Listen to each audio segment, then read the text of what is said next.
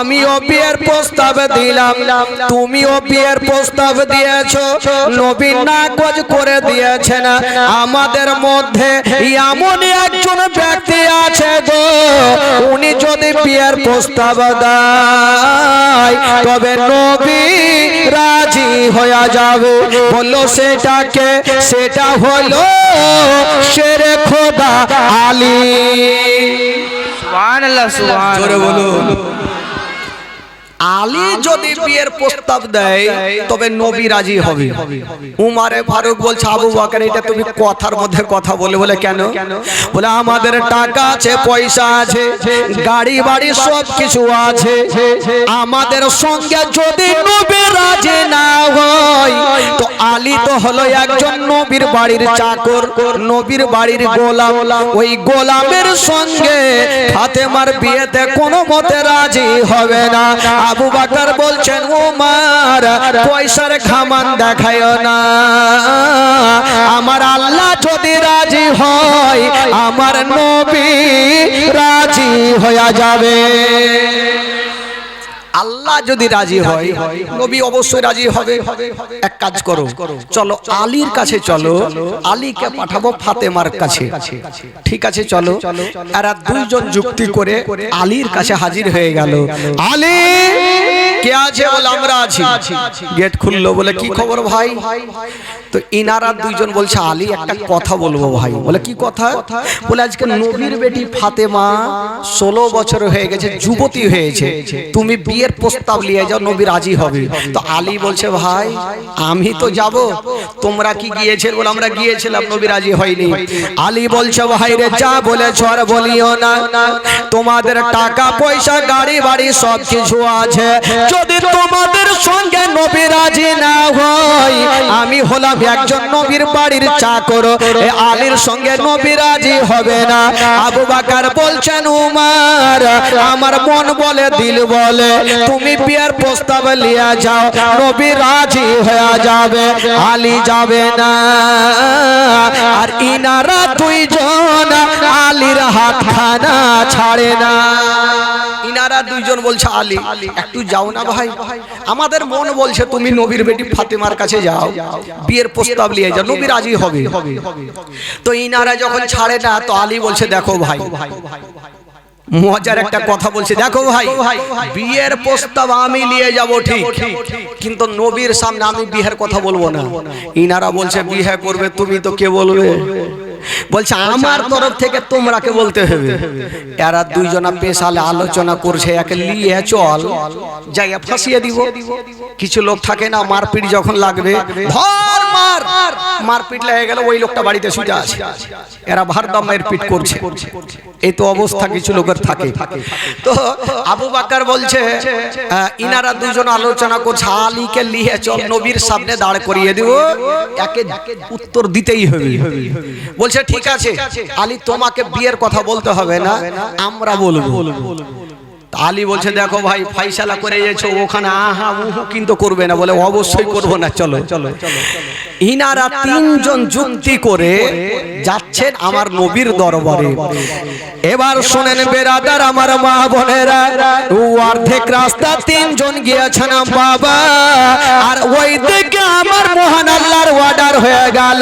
আল্লাহ বলে, জিবরাইল দেরি করো না, তাড়াতাড়ি করে আমার নবীর কাছে চলে যাও, আমার নবীকে জানিয়ে দাও যে আজকে আলী আসছে বিয়ের প্রস্তাব নিয়ে, আমার নবীকে জানিয়ে দাও আলীর সঙ্গে ফাতেমার বিয়েতে আমার আল্লাহ রাজি হয়ে গেছে। নবী গো আপনিও রাজি হয়ে যান। সুবহানাল্লাহ, সুবহানাল্লাহ। আমার আল্লাহ বলছেন, যাও আমার নবীকে জানিয়ে দাও যে আলী যখন বিয়ের প্রস্তাব নিয়ে আসবে নবী যেন রাজি হয়ে যায়। এই বেরাদার বন্ধুরা, এই কথা যেমনই বলতে নাই, আল্লাহর ফেরেশতা জিবরাইল এসে আমার নবীর সামনে দাঁড়িয়ে গেলেন। আসসালাতু ওয়াসসালামু আলাইকা ইয়া রাসূলুল্লাহ, আসসালাতু ওয়াসসালামু আলাইকা ইয়া হাবিবাল্লাহ। নবী বলে, ভাই জিবরাইল কি খবর? বলছেন, ইয়া রাসূলুল্লাহ আমি এসেছি আল্লাহর তরফ থেকে একটা কথা বলতে বলতে এখনই আলী আসছে ফাতেমার জন্য বিয়ের প্রস্তাব নিয়ে। আমার আল্লাহ রাজি হয়ে গেছে, নবী গো আপনিও রাজি হয়ে জানা।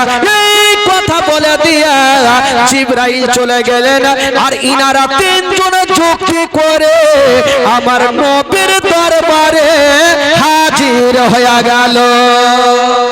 সুবহানাল্লাহ সুবহানাল্লাহ। আচ্ছা ইনারা তিনজন যে আসলো নবীর দরবারে, আচ্ছা কিসের জন্য আসলেন ভাই?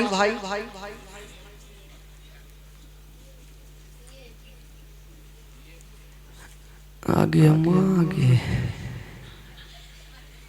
ই তো মনে হয়েছে যে কবরস্থানে জীবনী করছে। একটু মুখে কথা কইবেন তাইলে না? ইনারা তিনজন যে গেল তো কিসের জন্য গেল? কার কার কার বিয়ের জন্য?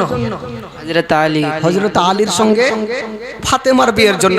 উত্তর দিবেন তাইলে তো, না হলে আমি জানবো এই কথাই বুঝতে পারেন।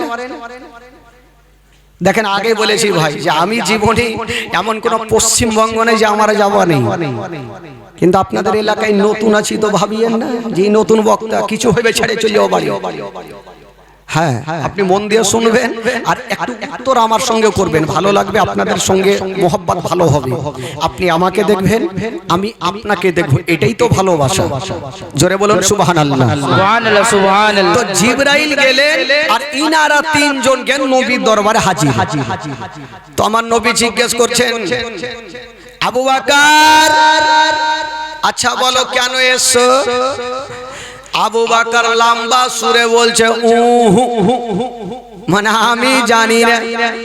উমারকে ডাক দিচ্ছে, উমার আচ্ছা কেন এসো বলো? উমারে ফারুক বলছে আমিও জানি না। আলীকে জিজ্ঞেস করছে, আলী বলো কেন এসো? আলী হুড়া মারছে আবু বকরকে, বাড়ি থেকে ফাইসালা করে এসছো, তোমরা কে বলতে হবে তো বলো। ইনারা দুইজন বলছে আলী লিয়াসার কাজ নিয়ে এসেছি, এবার তোমার কাজে তুমি বলো। আলী ভাবলো ফাইসা গেলাম।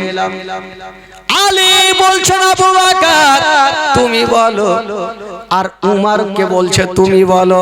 ইনারা দুইজন আহা উহু করছে, মুখটা বন্ধ করে মাটির দিকে দেখে আছে। আমার নবী বলছে আলী আমি আবু বকরের কাছে শুনবো না, উমারের কাছে শুনবো না, তোমার জবান থেকে শুনবো, তুমি বলো কেন এসেছো? জোরে বলুন সুবহানাল্লাহ। আচ্ছা বলুন তো ভাই, আলী আমার নবীর দরবারে কেন এসেছেন? আমার নবী জানে কি জানে না? জোরে বলুন জানে কি জানে না? জানে। আমার নবী তো সব জানে, আলীর জবান থেকে শুনবে তার জন্য জিজ্ঞেস করছেন। আলী আচ্ছা বলো কেন এসেছো? আলী চিন্তা ভাবনা করছে, বলবো তো বলবো কি করে। এখন যদি বিয়ের কথা বলে দি তবে নবী বলবে তুমি একজন আমার বাড়ির গোলাম, আর গোলাম হয়ে তোমার এত বড় সাহস বিয়ের প্রস্তাব নিয়ে এসেছো। যদি নবী নারাজ হয়ে যায় তবে সব শেষ হয়ে যাবে। কিন্তু নবী জিজ্ঞেস করেছে, আমাকে উত্তর দিতেই হবে, না দিলেও চলবে না, আর দিয়ে যদি নারাজ হয়ে যায় তো নবী জিজ্ঞেস করছে আমাকে বলতেই হবে। বলছে আলী আচ্ছা তাড়াতাড়ি বলো কেন এসছো? আলী বলছেন ইয়া রাসূলুল্লাহ আমি আপনার কাছে এসেছি। আরে এসছো তো দেখছি ততক্ষণ থেকে, বলো কেন এসছো? আবার বলছে ইয়া রাসূলুল্লাহ আমি আপনার কাছে এসেছি। কেন এসো বলো? আবার বলছে আপনার কাছে এসেছি। বুকটা ফুটে কিন্তু মুখটা ফুটে না। আমার নবী বলছে আলী উহা শুনবো না, বলো কেন এসো?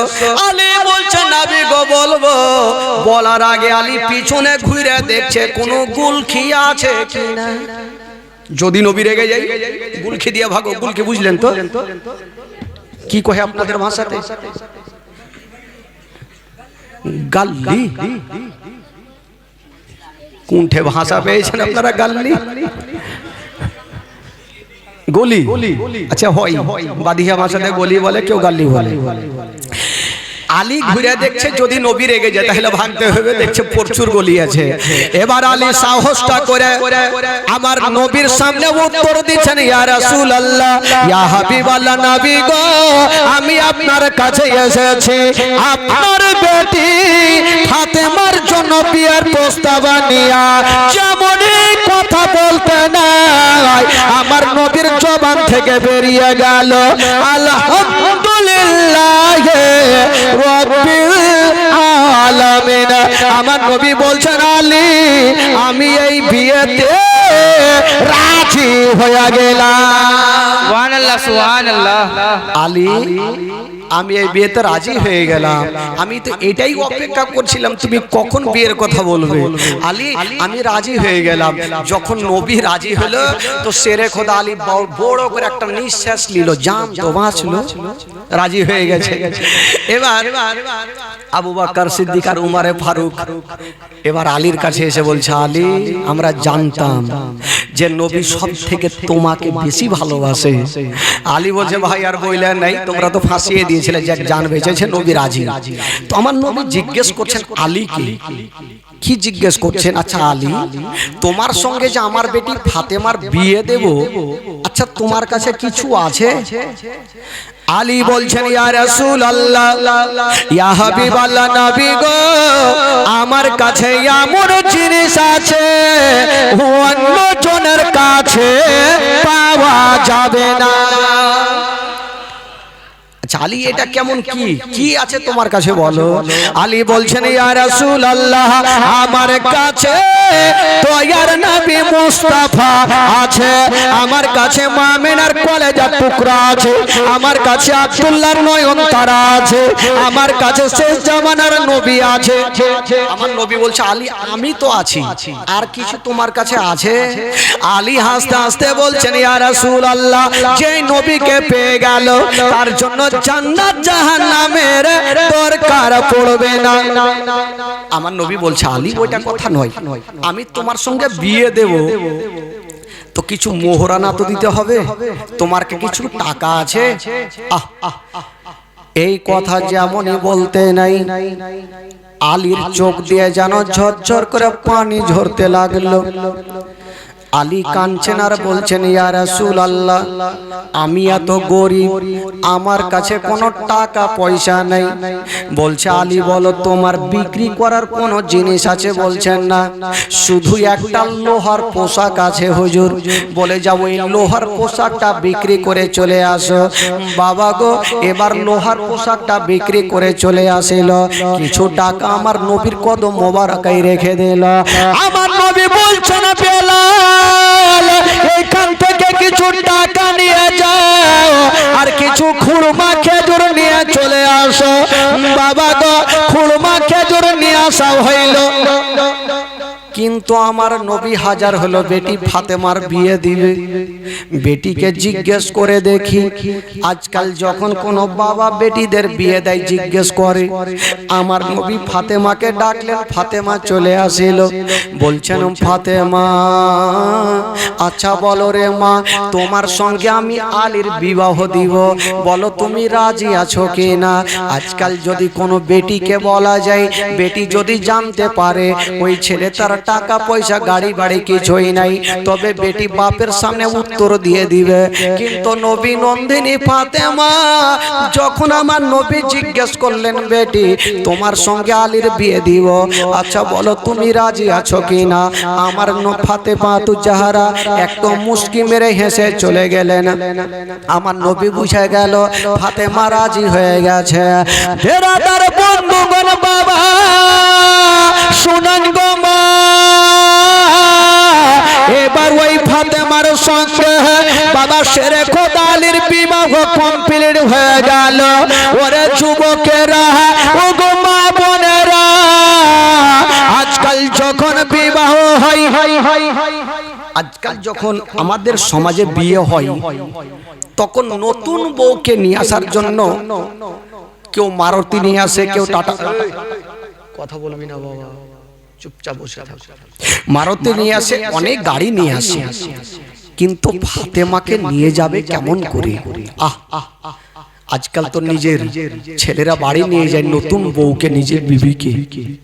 শেরে খোদা আলীর তো বাড়ি নেই, জীবনের মধ্যে এমনই জীবনী আছে ভাই, নবীর নওয়াসার জীবনী শুনে এমন কোন লোক নাই যার চোখ দিয়ে পানি ঝরবে না। তবে একটা কথা বলে দিই, আহলে বাইতের মহব্বতে কেউ যদি একটা ফোঁটা চোখের পানি ফেলে দেয়, আমার নবী খুশি হবে। আর নবী যদি খুশি হয়, আমার আল্লাহ খুশি হবে। আর আল্লাহ যদি খুশি হয়, আমাদের প্রত্যেকের বেড়া পার হয়ে যাবে। জোরে বলুন সুবহানাল্লাহ। শেরে খোদা আলী ঘরের কোণাতে বসে বসে কাঁদছেন। কেন জানেন?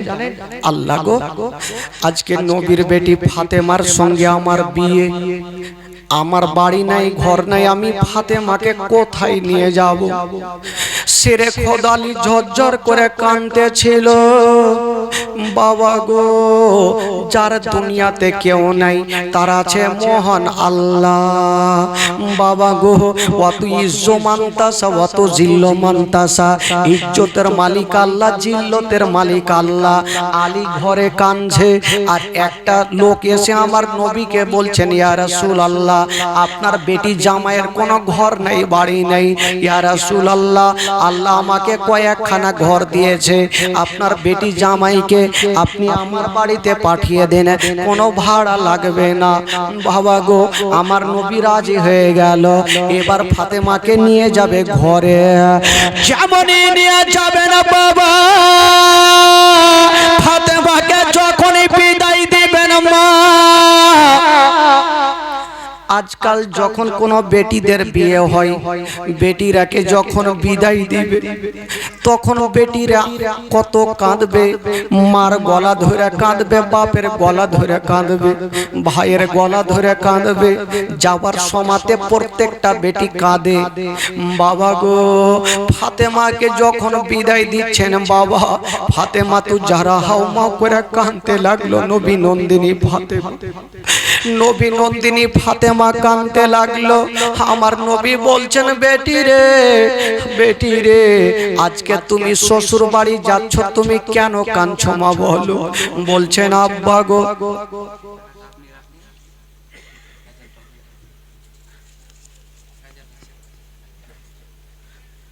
এই গজলটা বলবো? আচ্ছা ঠিক আছে বাবা। আমার নবী মুস্তাফা বলছেন, বেটি রে, আচ্ছা বলো তুমি কেন কাঁদলে বলো?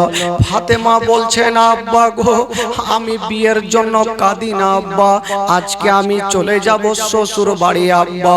তবে আব্বা গো, হঠাৎ করে আমার মার কথা মনে হয়ে গেল আব্বা। আব্বা গো, যদি আমার মা বেঁচে থাকতো আব্বা, তবে আমি মায়ের বুকখানে লেগে যেতাম, আমার মা আমাকে বুকখানে লাগিয়ে নিত আব্বা। বলছো না আব্বা গো, যার মা জগতে বেঁচে নাই, তার দুনিয়াতে কিছুই নাই বাবা। যার মা জগতে নাই, তার দুনিয়াটা অন্ধকার। হায়রে নবী নন্দিনী ফাতেমা 7 বছর বয়সে নিজের মাকে হারিয়ে দিয়েছেন। আজকে মার কথা মনে হইল, ফাতেমা ডুগরে ডুগরে কাঁদতে লাগলো। আমার নবী বলছেন, বেটি রে, আরে তুমি চোখের পানি ফেলিও না। ফাতেমা বলছেন, আব্বা গো, আজকে যদি আমার মা জগতে বেঁচে থাকতো, আমাকে বুকখানে নিয়ে কত সুন্দর ভাবে আদর দিত, আদর করে বিদায় দিত আব্বা, আমার মনটা ভরে যেত। আমার নবী বলছেন, ফাতেমা, মা তুমি চোখের পানি ফেলিও না। ও বেটি ফাতেমা, আচ্ছা বলো, আমি তোমার বিয়ে দিয়েছি, মা তোমার কি আলীর সঙ্গে একটা গরিবের সঙ্গে বিয়ে দিয়েছি, তার জন্য কি তুমি কাঁদছো? ফাতেমা বলছেন, আব্বা ওটার জন্য আমি কাঁদি না আব্বা, আজকে আমার মা নেই, শুধু মার কথাটা মনে ভাসছে আব্বা। আমার নবী সান্ত্বনা দিয়ে বলছেন, বেটি রে, আজকে যে ছেলেটার সঙ্গে তোমার বিয়ে দিয়েছি মা, ওই আলীর সঙ্গে কাউরি তুলনা হবে না মা। যাও, তুমি আলীর কাছে যাও। শেরে খোদা আলী ফাতেমাকে নিয়ে যাচ্ছেন বাবা, কিন্তু ফাতেমা তু জাহারা আলীর সঙ্গে বাবা পৌঁছে গেল। তবে শুনেন বাবা, আমার নবী ফাতেমাকে 5টা মিনিট না দেখলে থাকতে পারে না। বাবা গো, কেউ বলে সন্ধ্যার সময়, কেউ বলে ভোরের সময় ফাতেমার গেটে গিয়া যেন ডাক দিচ্ছেন বাবা। যেমনই ডাক দিচ্ছেন আমার নবী, ফাতেমা ভাবছেন আল্লাহ গো কে আছে জানি না, এটা তো আমার বাপের গলা লাগে। তবে আমার আব্বা আমাকে 5টা মিনিট না দেখলে থাকতে পারে না। আমার আব্বা চলে এসেছে হয়তো। ফাতেমা দৌড় দিয়ে গিয়ে দরজা খুলেছেন। যেমনই দরজা খুলেছেন বাবা, হাইরে নবী নন্দিনী ফাতেমা আমার নবীর দিকে দেখছেন বাবা। আমার নবীর চোখ দিয়ে যেন ঝরঝর করে পানি। হাইরে নবী নন্দিনী ফাতেমা বাপের হাত ধরে বলছেন আব্বা, আব্বা আপনি কাঁদছেন কেন আব্বা, আপনার কি এমন হয়ে গেল?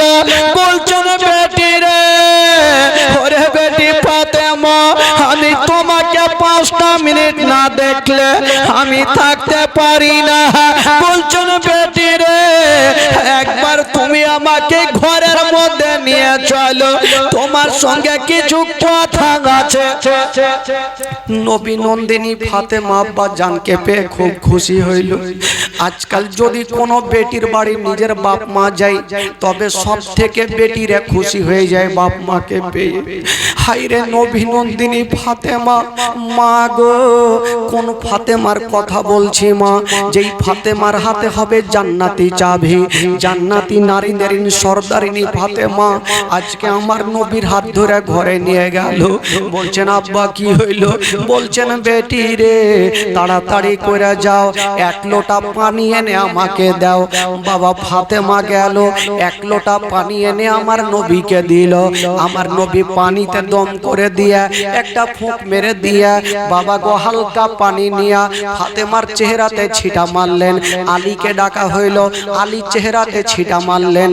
মারার পর বলছেন আমার নবী, ওরে বেটি ফাতেমা এবার তুমি থাকো মা, আমি চললাম রে মা। যেমন এই কথা বললাম ফাতেমা ডুকরে ডুকরে কাঁদতে লাগলো।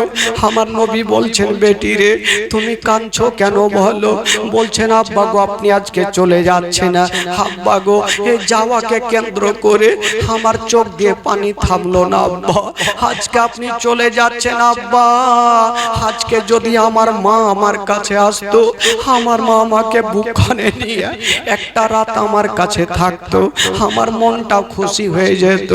আমার মা নেই বলি আমার দুনিয়াতে কিছুই নাই। আমার নবী হাউমাউ করে কাঁদতে লাগলো। ফাতেমার কান্না থামে না। সেদিন হঠাৎ করে আমার নবী এমন একটা কথা বললেন বাবা, ফাতেমার চোখ দিয়ে পানি বন্ধ হয়ে গেল। কি কথা বলেছিলেন? আমার নবী হচ্ছে রাহমাতুল লিল আলামিন, যেই নবী মুস্তাফা বলছেন ফাতেমা রে আজকে তো তুমি 7 বছর বয়সে মাকে হারিয়েছো, তুমি আব্বাকে পেয়ে গেছো।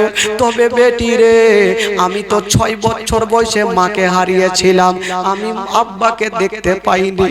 ওরে বেটি ফাতেমা, এই বস বস, আমি নিজের আব্বা জানকে হারিয়ে দিয়েছিলাম মায়ের গর্ভে থাকতে। 6 বছর বয়সে আমি মাকে হারিয়ে দিয়েছিলাম। যেদিন আমি মাকে হারিয়ে দিয়েছিলাম আমার সেই দিন আমাকে সান্ত্বনা দেওয়ার জন্য কেউ ছিল না। বেটির আজকে তুমি তো বাপের বুকে ঢুকে যাচ্ছ, আমি তোমাকে সান্ত্বনা দিচ্ছি, কিন্তু আমাকে সান্ত্বনার দেওয়া কেউ ছিল না। এই কথা বলতে নেই, হাইরে আমার নবীর চোখ দিয়ে পানি। ফাতেমা তু জাহরা নিজের পবিত্র হাত দিয়ে আমার নবীর চোখের পানি খানা মুছে দিচ্ছেন আর বলছেন আব্বা গো আপনি কাঁদবেন না, আব্বা গো আমি সব সহ্য করিব, আপনার চোখের পানি আমি দেখতে পারবো না। হাজার হইল ফাতেমা, বাবা গো আব্বা জান যখন যাবে না, ফাতেমা পিছন থেকে আব্বাকে বলছেন আব্বা গো আপনি যাচ্ছেন আব্বা, তবে আমাদের জন্য দোয়া করবেন আব্বা। আমার নবী বলেছিলেন বেটি রে, ওরে বেটি ফাতেমা তোমাকে একটা কথা বলে দিলাম মা, আজকে তোমার সঙ্গে আলীর বিয়ে দিয়েছি রে মা।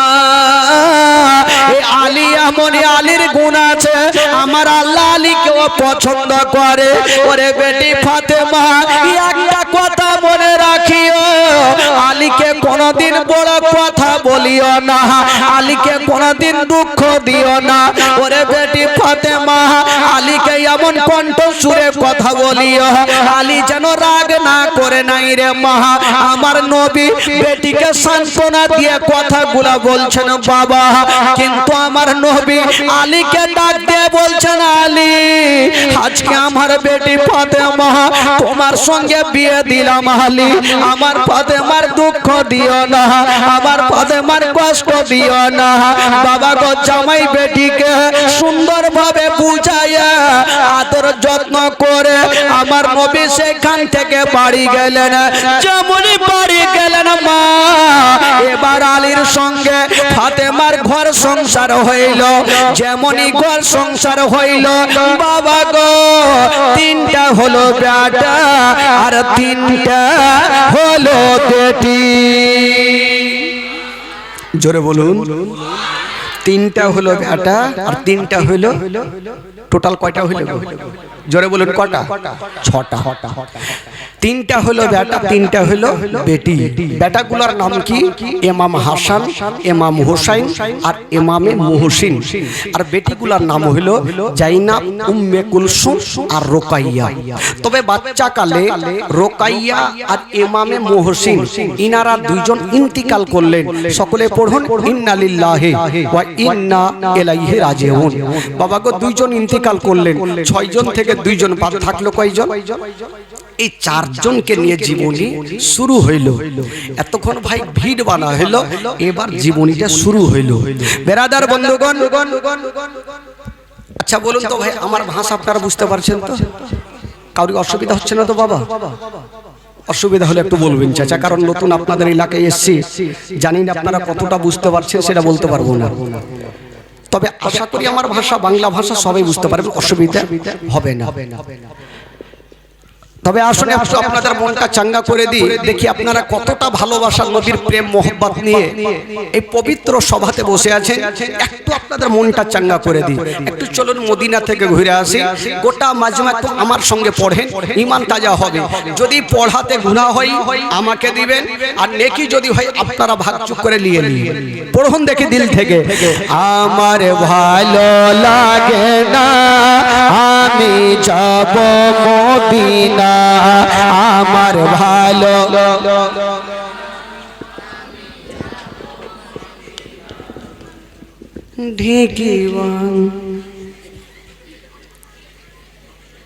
এরকম করলে কাজ হবে? চাচা ওই যে ই বাদ হিয়া মানুষ হুড় কে দেন না, আর কিছু হোক চাহে না হোক হুড় হুড় করবে না নাকি? বাদ হিয়ারকে হুড় কি তো ফের আলাদা থাকে, মাংস খাওয়া হুড় কি? একটু দেন তো ভাই, একটু ঈমান তাজা হবে। গোটা মাজমা বলেন। আরে বলা তো আগে বললাম গুনাহ হইলে আমাকে দিয়ে মারুতি ভোর বলিয়ে চলে যাবো। গোটা মাজমা বলবেন, কেউ চুপ করে থাকবেন না।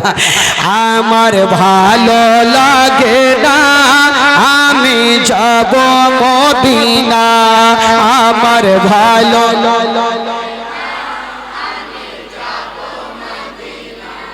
একটু হয়েছে, আর একটু ইশারা করেন, আর একটু চেষ্টা করেন, অবশ্যই হবে। বলুন আমার ভালো লাগে না আমি, আমার ভালো লাগে না আমি মদিনাতে না গেলে মন শান্তি পাবে না, আমার ভালো লাগে না। আরো জোরে, আমার ভালো মনে আছে যে আশা নবী গো হবে তোমার সঙ্গে দেখা, মনে আছে যে আশা নবী গো হবে তোমার সঙ্গে দেখা। পাখির মতো থাকতো না উড়ে যাব মদিনায়, আমার ভালো আমার ভালো লাগে না,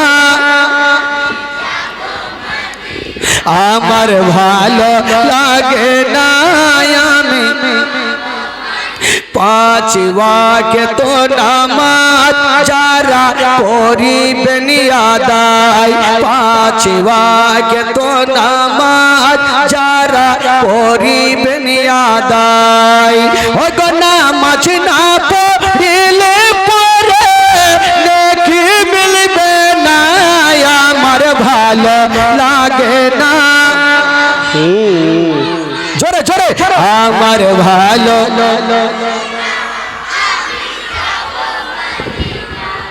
এবার তো জীবনে মুখস্থ হয়ে গেল, আর বক্তাকে ডাকবে চাচা?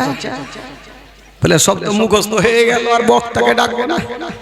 কত টাকা দিবে না, 2 বছর আগে থেকে প্রোগ্রাম নিবে।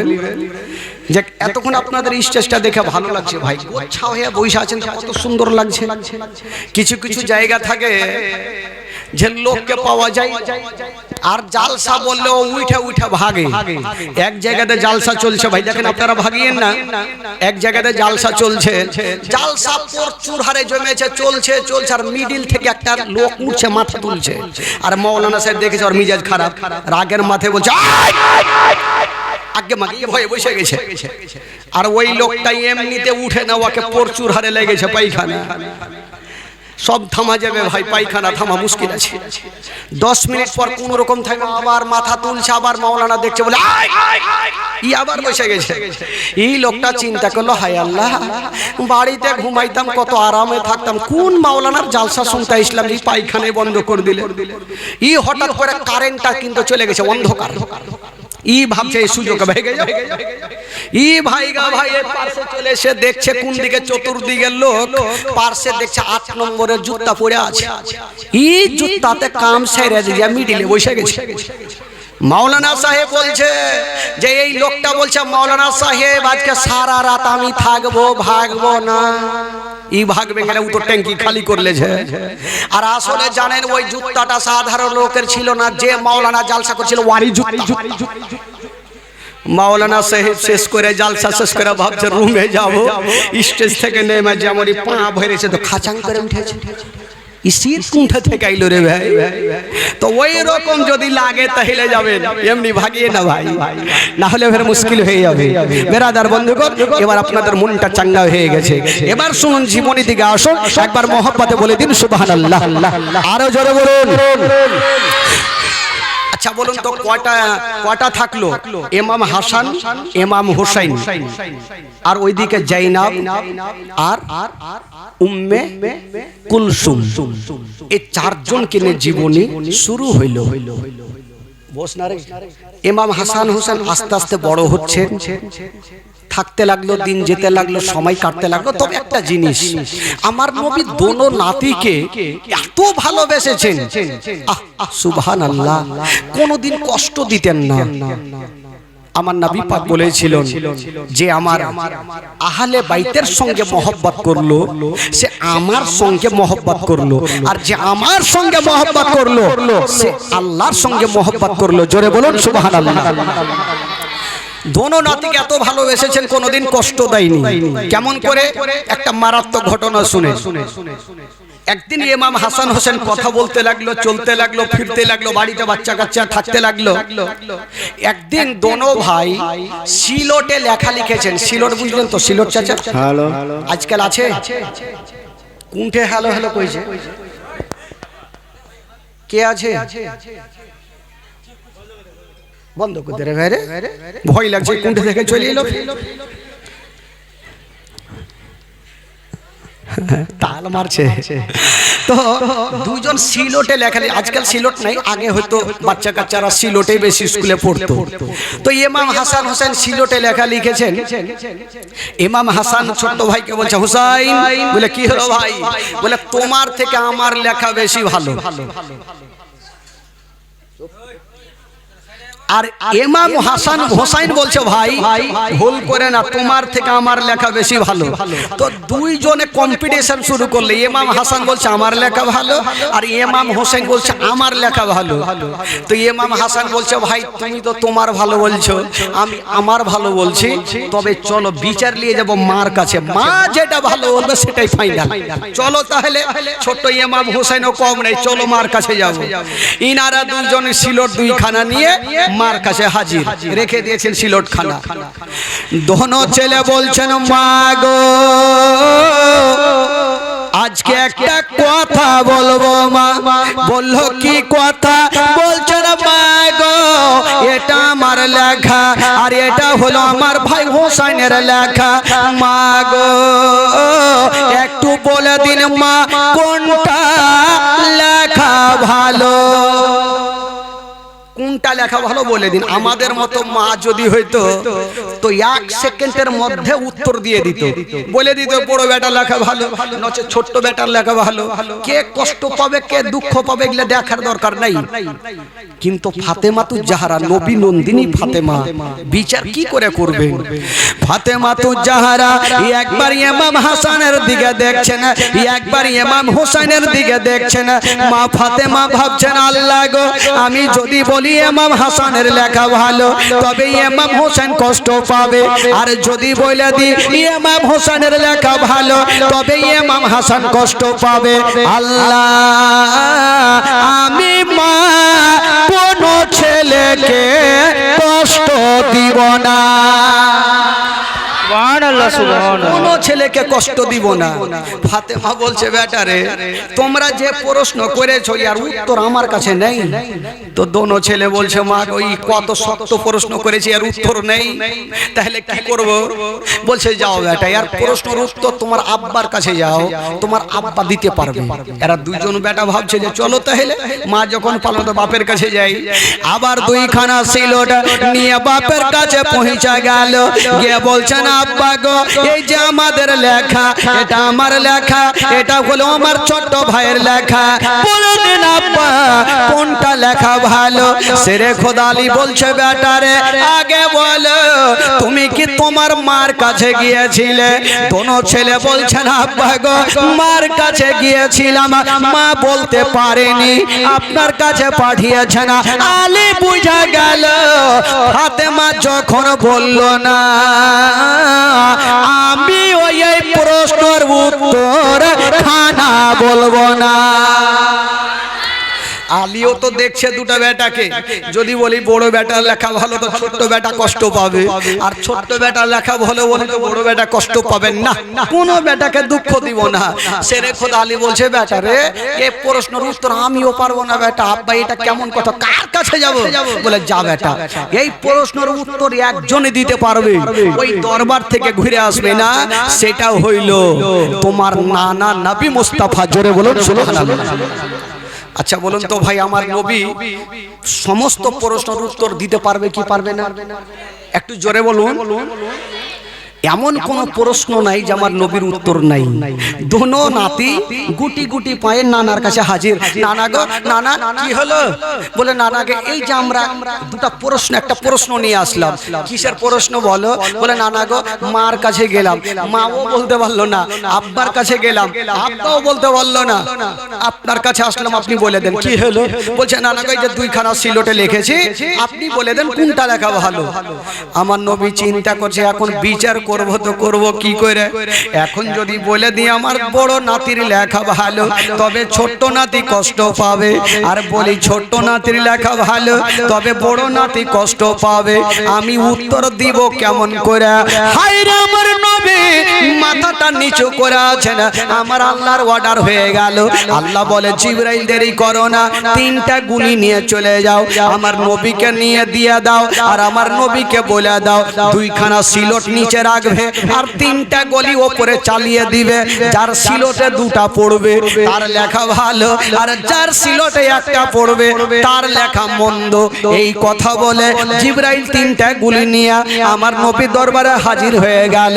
বলছেন ইয়া রাসূলুল্লাহ এই যে 3টা গুলি আপনি নিন ওপরে চালিয়ে দিন, যার সিলটে 2টা পড়বে আপনি বলে দিন ওই নাতির লেখা ভালো, যার 1টা পড়বে ওই নাতির লেখা ভালো নাই।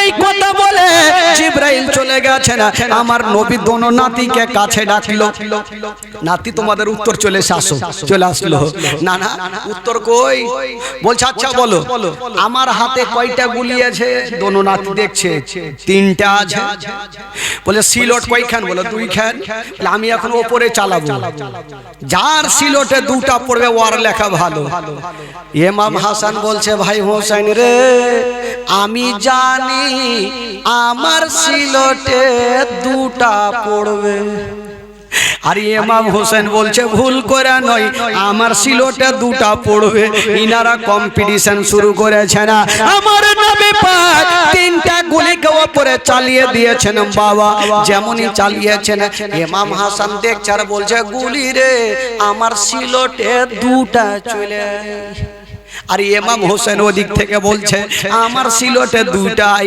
গুলি কোন দিকে যাবে দেখা গেল বাবা গো একটা গুলি ইমাম হাসানের সিলটে পড়েছে আর একটা গুলি ইমাম হোসেনের সিলটে পড়েছে আচ্ছা বলুন তো ভাই কটা গুলি চালিয়েছিল জোরে বলুন দুটা গুলি দুটা সিলটে পড়েছে একটা গুলি কোথায় গেল তাকিয়ে দেখছে একটা গুলি ওপরে বান বান করে ঘুরছে কোনো দিকে পড়ে না ইমাম হাসান বলছে গুলি রে তোকে ঘুরতে হবে না আমার সিলটে ইমাম হোসেন বলছে খবরদার যাবি না আমার সিলটে গুলিও বেচারা চিন্তা করছে কোন দিকে যাব এখন যদি ইমাম হাসানের সিলটে চলে যায় ইমাম হোসেন কষ্ট পাবে আর ইমাম হোসেন যদি কষ্ট পায় নবী নারাজ হয়ে যাবে ওই গুলি উপরে ঘুরতেছে কোনো দিকে পড়ে না বাবা গো আমার আল্লাহর অর্ডার হয়ে গেল বললো যাও যাও ওইটা গুলিকে যেই গুলিটা ঘুরতেছে ওই গুলিকে তুমি দুই খণ্ড করে দাও বাবা গো জিবরাইল পৌঁছে গেল যেই গুলিটা ঘুরতেছিল ওই গুলিটাকে দুই খণ্ড করে দিয়েছে না যেমন দুই খণ্ড করা হলো অর্ধেকটা ইমাম হাসানের সিলটে আর অর্ধেকটা ইমাম হোসেনের সিলটে আমার নবী বলছেন নাতিরা এই যে দেখে নাও দেড়খানা করে গুলি তোমাদের সিলটে তাতে বুঝে নাও তোমাদের দুইজনারই লেখা একই সমান জোরে বলুন এই জন্য তো কবি লিখেছেন বাবা কম্পিটিশন চলছে দেখো হাতের লেখা লেখি আরে কাহার হাতের লেখা ভালো মা বলো না দেখি কম্পিটিশন চলছে দেখো হাতের লেখা লেখি কাহার হাতের লেখা ভালো মা বলো না দেখি মা বলো না দেখি তারিখে তার ঘোষণা দুইজনে সমান তারিখে তার ঘোষণা দুইজনে সমান ধীরে ধীরে চলেন নবী ঈদগাহের ময়দান দুই কাঁধেতে চেপে আছেন আমার হাসান হোসেন ধীরে ধীরে চলেন নবী ঈদগাহের ময়দান ও ফোরাত নদী বন্ধ করে মিটবে কি মনের আশা আর 3 দিন কেন 7 দিন রইব রে পিপাসা ফোরাত নদী বন্ধ করে মিটবে কি মনের আশা 3 দিন কেন 7 দিন রইব রে পিপাসা রইব রে পিপাসা কারবালাতে শহীদ হইয়া কারবালাতে শহীদ হইয়া বাঁচাবো ঈমান ধীরে ধীরে চলে নবী ঈদগাহের ময়দান ও ধীরে ধীরে চলে নবী ঈদগাহের ময়দান দুই কাঁধেতে চেপে আছেন আমার হাসান হোসেন ধীরে ধীরে চলে নবী ঈদগাহের ময়দান আল্লাহুম্মা সাল্লি আলা